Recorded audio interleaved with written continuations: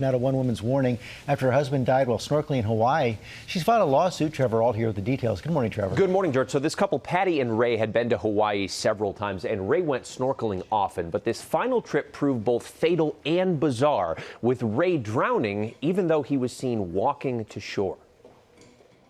This morning, a Michigan woman with a warning heading into summer after her husband died while snorkeling on a Hawaiian vacation. There's barely a minute in my life that goes by that I don't think about him. Patti Johnson says her husband of 38 years, Ray, was snorkeling with friends when suddenly something wasn't right. The 64-year-old was keeping his head above water, heading to shore, but he was out of sorts. Soon they started yelling, "Call 911.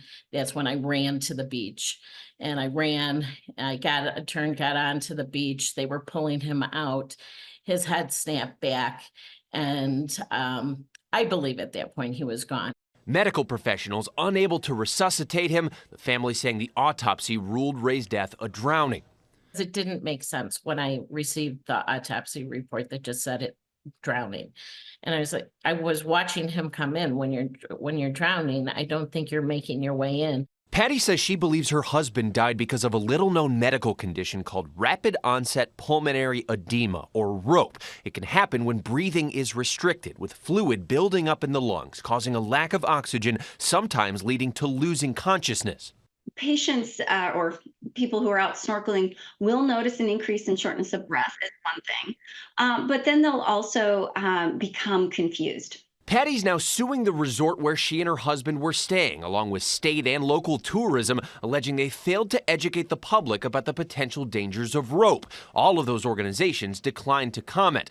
A 2021 study suggests rope might be to blame for some snorkeling deaths, with people dying due to lower than normal levels of oxygen rather than drowning, though experts say more research is needed to fully understand if this is the case. But even beyond rope, the case is shining a light on snorkeling safety.